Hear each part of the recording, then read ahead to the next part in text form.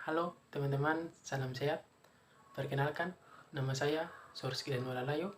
Saya merupakan mahasiswa dari Universitas Kristen Indonesia Maluku, Fakultas Kesehatan, Program Studi Ilmu Keperawatan.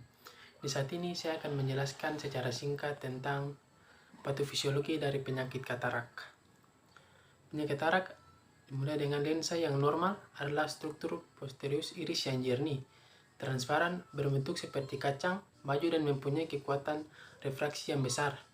Lensa mengandung 3 komponen anatomi. Pada zona sentral terdapat nukleus, di veniver ada korteks, dan yang mengelilingi keduanya adalah kapsul anterior dan posterior. Dengan bertambahnya usia, nukleus mengalami perubahan warna menjadi coklat ke kuning-kuningan. Di sekitar opasitas terdapat densitas seperti duri anterior dan posterior nukleus seperti kristal salju pada jendela. Perubahan fisik dan kimia dalam lensa mengakibatkan hilangnya transvasi perubahan pada serabut halus, multipel atau sonula yang memanjang dari badan siliar ke penglihatan, mengalami distoris perubahan kimia dan protein. Lensa dapat menyebabkan koagulasi sehingga mengakibatkan pandangan dengan menghambat jalannya cahaya ke retina.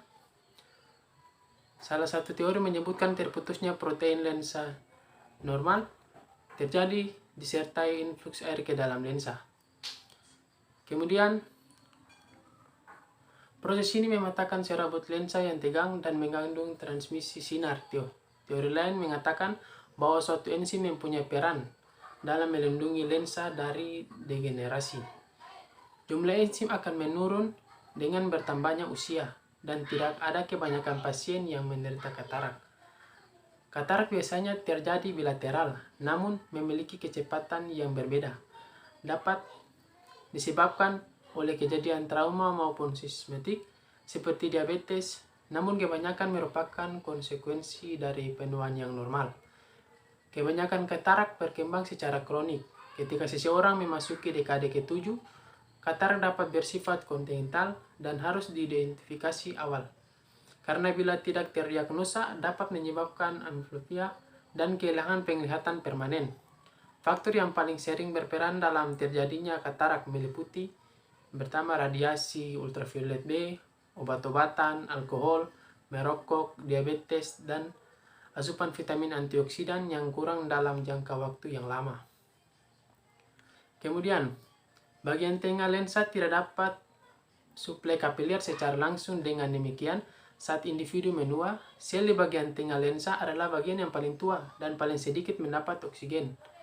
Apabila sel di dalam tengah lensa mati, sel tersebut tidak dapat diganti. Hilangnya sel ini cenderung menyebabkan lensa menjadi kaku dan kurang transparan, sehingga menyebabkan benda tampak kabur. Kualitas penglihatan sering menurun pada lansia. Lensa juga dapat menjadi legam atau keruh sejalan dengan penuaan, kondisi yang dikenal sebagai katarak. Katarak lebih lanjut membatasi penglihatan. Pada metabolisme lensa normal, transparansi lensa dipertahankan oleh keseimbangan air dan kation, atau sodium dan kalium. Kedua kation berasal dari humor aqueous dan vitreous.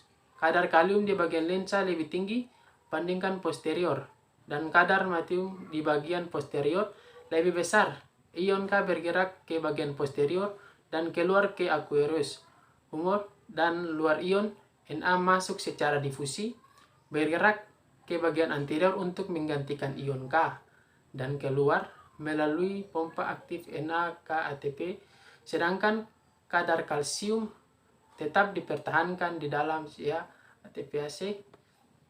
Kemudian, metabolisme lensa melalui glikolis anaerob 95% dan HMP short 5%. Jalur untuk aktivitas glution redukase atau aldose reduktase, asam lemak dan ribose juga untuk aktivitas nukleus. Atau aldose reduktase adalah enzim yang merubah glukosa menjadi sorbitol, dan sorbitol diubah menjadi glukosa fruktosa oleh enzim sorbitol dehidrogenase. Kemudian, kekeruan sel selaput yang terlalu lama menyebabkan kehilangan kejernihan secara progresif yang dapat menimbulkan nyeri hebat dan sering terjadi pada kedua mata. Lensa berisi 65% air, 35% protein, dan mineral penting. Katarak merupakan kondisi protein yang dapat larut menjadi tidak dapat larut. Pada proses penuaan lensa secara peningkatan dalam ukuran dan densitasnya. Peningkatan densitas diakibatkan oleh kompresi sentral lensa yang lebih tua saat lensa yang baru diproduksi. Di korteks serta lensa rabdoid sentral, serat-serat lensa yang padat lama-lama menyebabkan hilangnya transparansi lensa yang tidak terasa dan sering bilateral. Selain itu, berbagai penyebab katarak di atas menyebabkan: yang pertama, gangguan metabolisme pada lensa mata. Gangguan metabolisme ini menyebabkan perubahan kandungan bahan-bahan yang ada di dalam lensa dan pada akhirnya menyebabkan kekeruhan lensa. Kekeruhan dapat berkembang di berbagai bagian lensa atau kapsulnya. Pada gangguan ini, sinar yang masuk melalui kornea dihalangi oleh yang keruh atau buram. Kondisi ini mengaburkan bayangan semu yang sampai pada retina. Akibatnya otak menginterpretasikan sebagai bayangan yang berkabut. Pada katarak yang tidak diterapi, lensa menjadi putih seperti susu, kemudian berubah menjadi kuning, bahkan menjadi coklat atau hitam, atau mengalami kesulitan dalam membedakan warna. Sekian penjelasan saya tentang patofisiologi dari penyakit katarak. Semoga dapat menambah wawasan kita semua. Selamat sore dan salam sehat.